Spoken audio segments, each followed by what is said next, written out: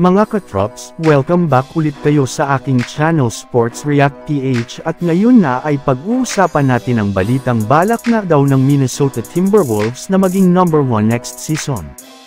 Pag-uusapan na rin nga natin ngayon dito sa ating panibagong video ang balitang pagkuha ng Los Angeles Lakers kay Malcolm Brogdon.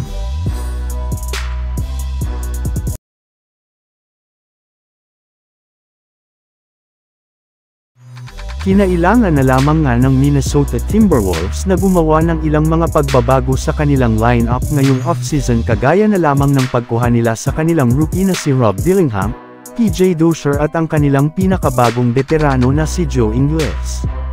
Sapat na rin naman nga ang pagpapanatili nila sa kanilang mga dating players para maging competitive ulit ang kanilang team next season lalo pat napatunayan na nga po nila na gamit ang kanilang lineup ay kaya nilang talunin ang ibang mga championship contenders sa Western Conference.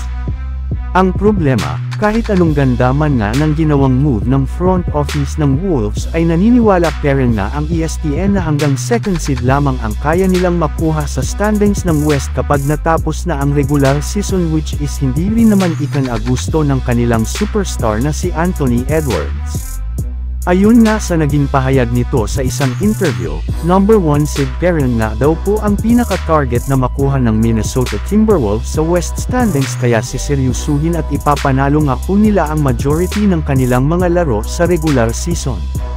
Naintindihan rin naman nga po niya ang halaga ang home court advantage pagdating sa playoffs kaya hanggat maaari nga ay gusto nilang manguna sa standings upang makuha nila ito.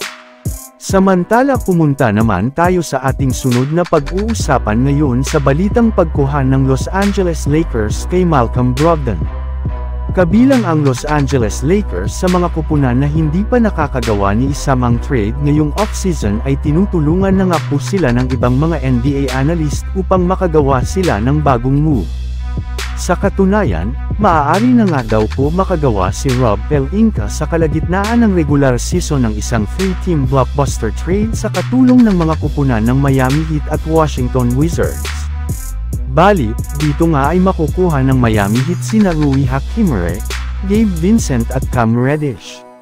Masusungkit rin naman nga dito ng Washington Wizards sina D'Angelo Russell at Haywood Highsmith habang makukuha rin naman nga dito ng Los Angeles Lakers sina Malcolm Brogdon, Duncan Robinson, Kevin Love, isang future first round pick at isang future second round pick. Yes, ganiyang paraan nga ay magkakaroon sila ng isang bagong sixth man, isang sharpshooter at isang veteran big man na makakatulong sa Los Angeles Lakers next season sa pagkuha nila ng kampyonato. So yun lang nga mga katrops ang handog ko sa inyong storya ngayong araw. Sana nag-enjoy kayo. Please like and subscribe my YouTube channel Sports React PH para sa iba pang storya at update patungkol sa NBA. Kita-kits muli sa ating susunod na video.